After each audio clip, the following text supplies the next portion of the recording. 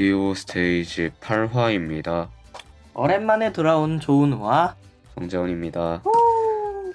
일단은 수업을 시작하기 전에 오늘이 동학농민혁명 기념일이란 걸 아시나요?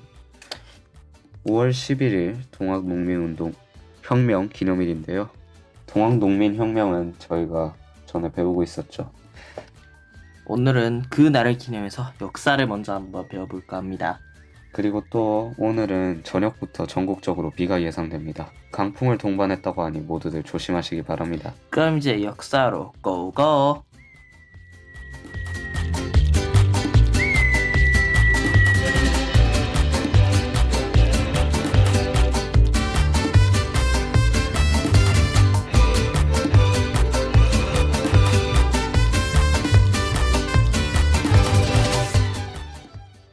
교통통신시설 도입에 대해 설명해 드릴게요.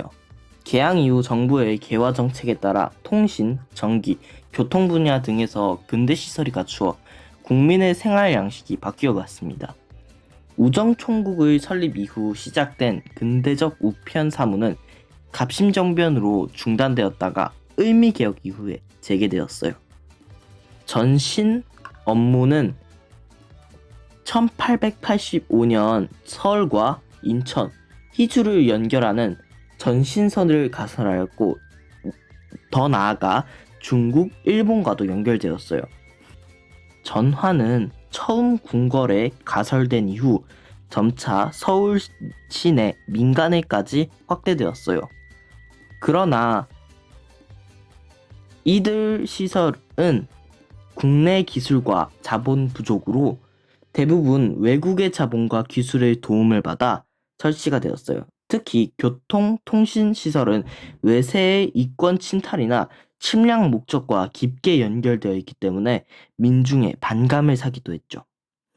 열강의 이권 침탈의 주요 대상이었던 철도는 정부의 다양한 노력에도 불구하고 결국 일본에 의해 부설되었어요. 추가적으로 전등은 에디슨 전기 회사의 도움으로 경복궁, 건청궁에 처음 가설되었어요. 그러나 전기를 본격적으로 활용한 것은 한성전기회사가 설립된 이후의 일이에요. 황실이 설립하고 미국인 코브란이 운영하는 한성전기회사는 동대문 지역에 발전소를 가공하고 1899년에 서대문과 청량리 사이에 전차를 개통했어요. 나아가 서울 일부 지역에 전등을 가설하였고요. 이 다음 신문의 발간은 재원군이 설명해 줄 거예요. 재원군! 예, 반갑습니다. 감기 때문에 텐션을 높일 수는 없지만 최대한 해보도록 하겠습니다. 1883년에 방문국이 설치되면서 최초의 신문인 한성순보가 발간되었습니다. 한성순보는 전국의 정책 홍보를 하는 관보였고요. 10일에 한 번 한문신문으로 나왔다고 합니다. 갑신정변으로 방문국이 불타면서 한성순보의 발간이 잠시 중단된 적도 있었지만 근대적 개혁을 추진할 필요가 있었던 정부는 1886년에 한성주보를 발간하였다고 합니다. 아관파천 이후에는 독일신문과 같은 민간신문도 발견되었어요.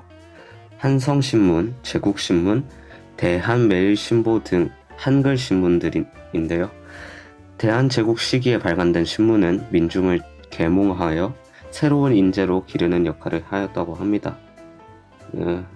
장지연의 시이랴 방송되고 국채보상운동부터 을사늑약 이후에는 국권회복 운동을 활발히 전개하였으며 항일의식을 고취하였습니다. 그러나 1907년 통감부가 신문지법을 제정하여 언론을 탄압하면서 반일 논조는 억압되었습니다. 양기탁과 베델이 대한매일신보를 했었는데 영국 사람인 베델이 있어요. 대한매일신보는 양기탁 등 애국지사들이 운영하였으나 영국인 베델이 발행인으로 참여하였기 때문에 일제 검열을 받지 않고 민족운동을 활발하게 전개할 수 있었습니다. 베델도 반일 감정을 가지고 있었나봐요. 베델의 한국 이름은 참고로 배설이라고 합니다. 좀 특이하신 이름이네요. 근대식 병원의 설립은요, 조은우 씨입니다. 갑니다. 다시 돌아온 조은우입니다. 근대식 병원의 설립은 개항 이후 서양 선교사들이 들어오면서 서양 의료 기술이 본격적으로 수용되었어요. 정부는 갑신전병 당시 중상을 입은 민역익을 치료하던 알렌의 건의를 받아들여 1885년 강회원을 설립하고 그 운영을 알렌에게 맡겼어요. 이후 재정원은 세브란스 병원으로 바뀌었어요. 연대 세브란스 병원이다. 서울이 세브란스 병원이다. 서울대 병원 따로 있죠. 연대 세브란스 병원 맞습니다. 정부는 1899년에 관립의학교를 설립하고 같은 해 일반 백성들의 치료를 위해 내부 병원을 설립하였고 다음에 이름을 광제원으로 개칭하였어요. 이게 서울대 병원이다. 서울대가 짱이야 그래도. 아이고. 일제통감부에는 1907년 관립의학교, 광제원 등을 통합하여 대한의원을 설립하였어요. 1909년에는 지방에 자해의원을 설립하여 근대 의료 기술을 보급하였고요. 아, 민혁이 배가 배 구멍이 뚫렸습니다. 추가적으로 대한의원은 지금 현재 서울 종로에 위치해 있답니다. 한번 가보시길 추천드려요. 제가 치료해 보겠습니다. 서양 의술도 괜찮잖아. 어머나, 너무 멋져. 세브란스 병원 설립 허가. 다음 근대 학교는 재원군이 다시 설명해 줄게요. 근데 학교에 이건 스포지만 나중에 교육 입국조서 쓸 때 제가 다시 옵니다. 근대 학교의 설립입니다. 개항장이 된 원산에서는 주민들의 열의와 덕원부사 정현석의 지원으로 최초의 근대 학교인 원산학사가 설립되었습니다. 원산학사에서는 외국어 등 근대 학문과 무예를 가르쳤어요. 같은 해 정부는 통역관 양성을 위해 동문학을 세웠습니다. 이어 1886년에 유경공원을 설립하고 주로 고관 자제들을 대상으로 영어, 수학, 정치학 등을 가르쳤어요. 한편 개신교 선교사들도 학교를 설립하여 1885년에 배제학당, 그 이듬해 이화학당 등을 세웠다고 합니다. 가보개혁이 추진되면서 학무아문이 설치되고 교육제도가 신식학제에 따라 개편되었어요. 그리고 1895년 2월 고종은 교육입국 조서를 발표했습니다. 교육입국 조서가 뭐냐면요. 조은우 씨. 제가 말했죠? 돌아온다고. 이제 교육입국 조서의 내용을 알려드릴게요. 짐이 정부와에 명하여 학교를 널리 세우고 인재를 양성하는 것을 너희들 신화와 백성의 학식으로 나라를 증흥하는 큰 공로를 이룩하기 위해서이다. 너희들 신하와 백성은 임금에게 충실하고 나라를 사랑하는 심정으로 너의 덕성, 너의 체력, 너의 지대를 길러라. 왕실의 안전도 너희들 신하와 백성의 교육에 달려있고 나라의 부강도 너희 신하와 백성의 교육에 달려있다. 아이고 고종 씨. 그래 어디 한번 말해보거라. 예, 이에 따라 소학교, 한성중학교, 한성사범학교, 외국어학교 등 각종 관립학교가 설립되었습니다. 사범학교는 왜 설치됐냐면요. 학교들이 늘어나면서 가르칠 사람이 필요했던 거죠. 학교에 사람이 없대요. 대한제국 말기에는 애국개몽운동 단체에서 교육 구국운동의 하나로 사립학교를 설립하여 민족의 교육을 시행하였어요. 그러나 일제는 1908년 사립학교령을 내려 사립학교에서 시행하는 민족교육을 탄압하였다고 합니다. 역사는 여기서 끝이 났고 아까 전에 그거 동학농민혁명을 설명했다고 했는데 1차 평가 때 내용이라 저희가 설명을 안 했더라고요. 네, 동학을 탄압받았는데 그 농민들이 네, 정부에 뭐 반항을 했던 그런 혁명입니다. 최재호 어딨어? 최재호 데려와. 네, 다음 시간은 일단은 뭔지 기억이 안 나가지고 잠깐만 기다리세요. 제가 한번 알아올게요. 빠이.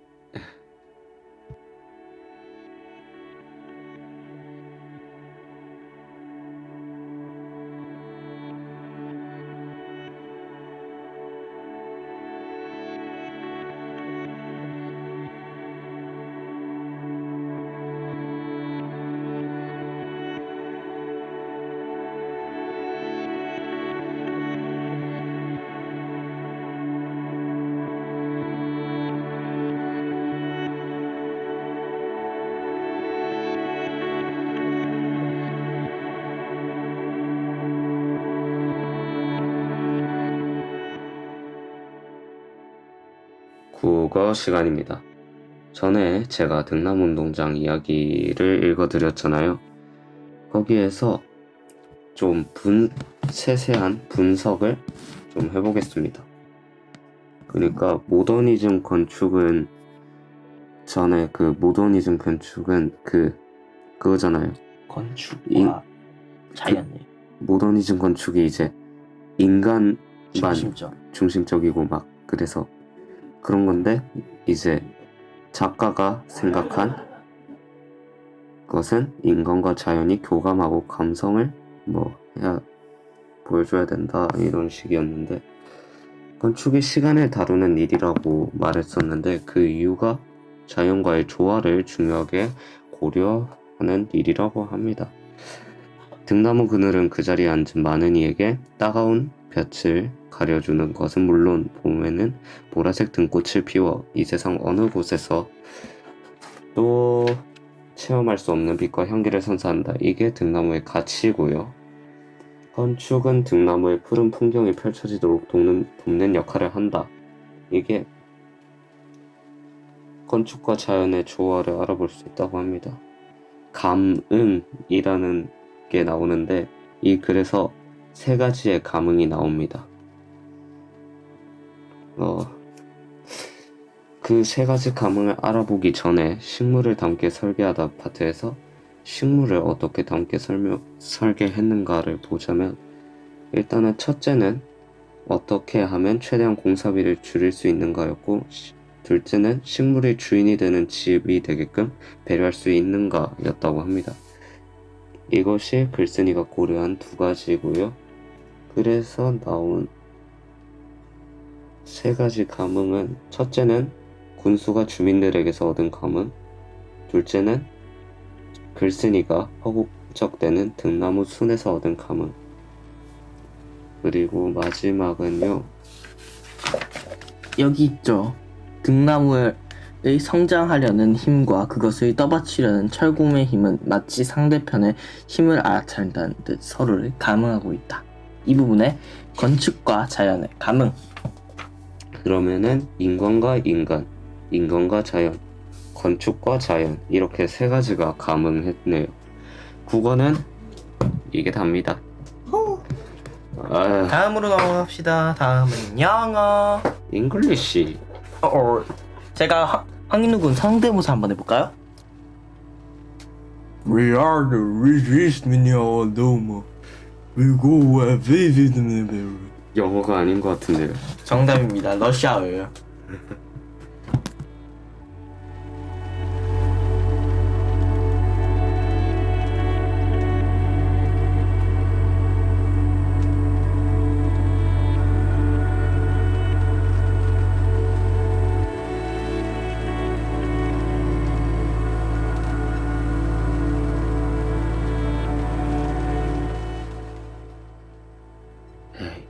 The idea was to spread kindness by posting notes with positive messages all over the school. I spent an entire weekend making positive notes such as "You're amazing" and "You are worth more than you think." The following Monday, I put them up around the school and named my campaign Positive Post-it Day. 이게 답니다. 영어 시간은 짧길 바래요. 해석 부탁드려요, 은우씨. 알겠습니다. 해석해드릴게요. 제가 고등학교를 시작할 때 저는 이 행동을 시작하였어요. 그 아이디어는 긍정적인 메시지가 담긴 노트를 학교 전체에 붙이는 것으로 친절함을 퍼뜨리는 것이에요. 저는 이 긍정적인 노트를 만드는데 주말 전체의 시간을 소비하였어요. 마치 이런 것들을요. 너는 amazing, 훌륭해.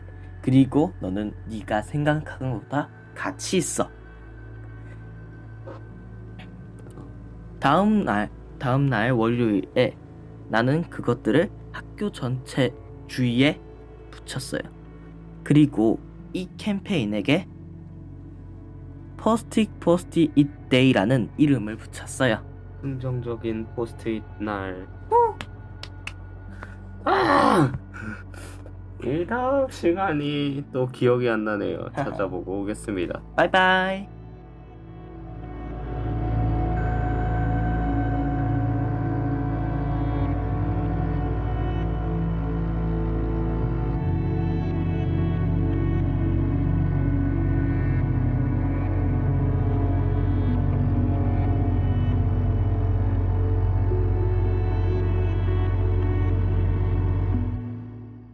오늘은 사연이 없어가지고 사연 시간 대신 밸런스 게임 시간에 한번 가져볼게요. 알라라. 그리고 요즘 수행평가철이라 다음 수업 있을 줄 알았는데 없더라고요. 영어가 다였습니다. 그럼 제가 먼저 할게요.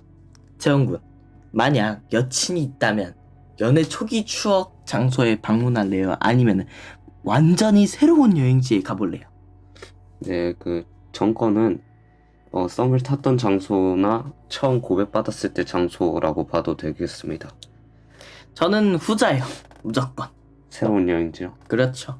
근데 장기 연애 정도 됐으면은 오랜만에 연애 초기의 느낌을 느낄 수 있는 전자가 낫지 않을까요? 이게 엇갈리네요. 연애 초기여도 딱 썸을 탔을 때 갔던 장소나 고백을 받았던 장소에 다시 가면 서로 또 그 기억이 떠오르면서 좀 부끄러움도 느껴지고. 근데 이거 질문은 뭐 이번 주 데이트니라 돼 있잖아요. 데이트라는 거는 어떠한 사람과 이제 추억을 더욱더 많이 생산을 하려고 가는 것인데, 원래 갔던 곳을 가면은 그때 당시에 대부분 했을 거 아니에요? 그래서 새로운 여행지에 가서 새로운 추억도 만들고 또 새로운 추억의 장소도 만들면 더 좋지 않겠어요? 연애 초기에 갔던 장소도 새로운 추억은 충분히 만들 수 있죠. 하지만 저희가 역사를 배우는 이유가 뭐겠어요? 새로운 여행지보다 더 많진 않을 거 아니에요. 이 새로운 여행지에서 어떤 일이 일어날지 누가 알겠어? 선택 장애를 앓고 계신 조은호 씨가 할 말인가요? 새로운 여행지 고르는 게 얼마나 귀찮은 줄 아세요? 하지만 그게 썸녀와 같이 그걸 고르는 시간마저 행복하지 않겠어요? 썸녀가 아니라 연인이에요. 어쨌든 그 연인과 이렇게 정하는 걸 또 알콩달콩하게 계속 더욱더 즐겁게 고를 수 있겠죠. 요즘은 리드해주는 게 트렌드라고. 리드. 알아서 정해주셔야 됩니다. 하하하. 그럼 뭐 제가 열심히 공부해서 하죠. 자, 두 번째.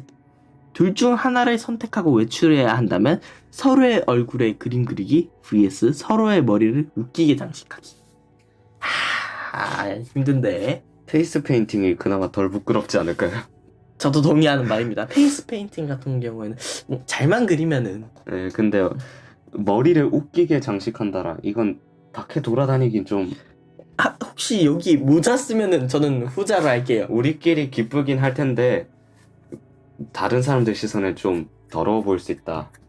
이거는 서로 의견이 같은 것 같으니까 넘어간다면 한 달 동안 한다면은 서로에게 과장된 존댓말 사용하기 vs 악의 말투로 사용하기. 저는 후자요. 악의 말투가 나을 것 같아요. 좀 더 애정이 깊어지는 시간이 될 것 같네요. 그 뭔가 생- 첫 번째 하면은 정 떨어질 것 같아요. 예를 들어 민지예요.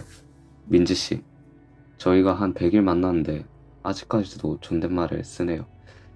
막 근데 여기를 보면은 과장된이라 돼 있잖아요. 좀 더 오늘 진지 드셨어요? 아니 이거 아닐 것 같은데. 혹시 오늘 짐지를 잡수셨나이까? 이 정도는 되지 않을까요? 나이가는 너무 사극 말투 아닌가. 그 다음은 데이트할 때 선호하는 타입입니다. 모든 데이트 할 때마다 사진 500장? 저는 후자요. 제가 후자거든요. 아니요, 사진을 남겨야 나중에 추억을 돌아볼 수 있더라고요. 저는 그 대신 그 추억을 다시 머릿속에 상기하면서 그 장소로 다시 가서 새롭게 보는 것도 나쁘진 않을 거라 생각해요. 봐도 언젠가 잊혀지잖아요. 그 잊혀졌을 때쯤 다시 사진을 딱 봤을 때 그땐 그랬지. 이런 게 다 추억이거든요. 졸업 앨범을 남기는 이유도 그거고, 그 나중에 생각해보세요. 저희 중2 때 영상 있잖아요. 찍었던 것들. 전 그거 없어졌으면 좋겠어요. 그 기억이 안 날 때 가끔씩 배어 고출세 딱 본다? 웃겨 죽어요. 전 보기 싫네요. 그러니까 후자. 네. 애인 앞에서 발생할 수 있는 사항. 실수로 전 여친 이름을 부르면 전 여친한테 전화 30통 와서 1시간 동안 차라리 전 여친 이름 부를래요. 그쵸. 1시간 동안 통화한 거는 일단은 결국엔 서로 상호작용이 있었던 거잖아요. 지금 그쵸. 없는데 실수한 게 낫죠. 이게 전자는 전 여친이라 말 안 하고 딸은 이제 아는 친구다라는 이름으로 둘려대면 되지만 이거는 결국엔 상호작용을 한 거고 통화 기록도 남고 이거는 저도 안 될 것 같네요. 데이트 중 하나만 고른다면은 서로 다른 언어 사용해서 대화하기, 서로 몸짓으로만 소통하기. 몸짓이 재밌을 것 같은데. 저는 전자요.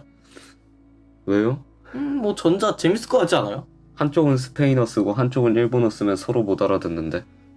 서로가 알만한 그런 거잖아요. 누구는 한 명은 한국어, 누구 한 명은 일본어 해가지고 그 정도는 알아들을 수 모국어는 안 있겠. 된대요. 모국어 안 된대요? 그러면 일본어, 중국어나 영어, 일본어 같이 뭔가 알아들을 수 있을 정도로 하면 되죠. 영어, 일본어는 알아들을 수 있는데 일본어, 중국어에서 중국어는 못 알아듣겠는데. 그러니까 언어 선택을 잘해야겠죠. 마지막입니다. 더 연인에게 공유해야 한다면 서로의 비밀스러운 취미 공유, 가장 기억에 남는 흑역사 공유.